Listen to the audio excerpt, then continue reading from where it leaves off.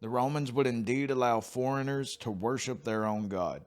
They would allow you to worship your own God, but not unless it were done secretly, so you had to do it in secret, so that the worship of foreign gods would not interfere with the allowed worship of the Romans, and so that occasion for dissension and controversy might be avoided. And when they had laid many stripes upon them, they cast them into prison, charging the jailer to keep them safely, who, having received such a charge, thrust them into the inner prison, and made their feet fast in the stocks. And at midnight Paul and Silas prayed and sang praises unto God, and the prisoners heard them. Ain't that peculiar?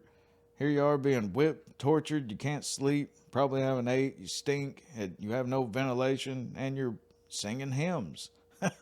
And the prisoners heard them. And suddenly there was a great earthquake, so that the foundations of the prison were shaken, and immediately all the doors were opened, and every one's bands were loosed, even the other prisoners. It wasn't just an earthquake, it was a great earthquake. This was evidently a miracle. Probably the design was to impress all the prisoners with a conviction of the presence and power of God, and thus to prepare them to receive the message of life from the lips of his servants Paul and Silas.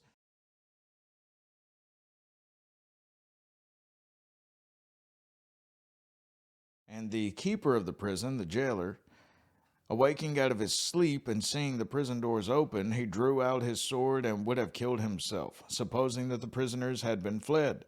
But Paul cried with a loud voice, saying, Do thyself no harm, for we are all here. Then he called for a light and sprang in, and came trembling, and fell down before Paul and Silas, and brought them out, and said, Sirs, what must I do to be saved?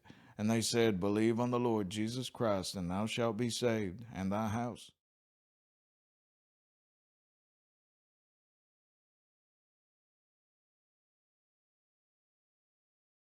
And they spake unto him the word of the Lord, and to all that were in his house. And he took them the same hour of the night, and washed their stripes, and was baptized, he and all his, straightway.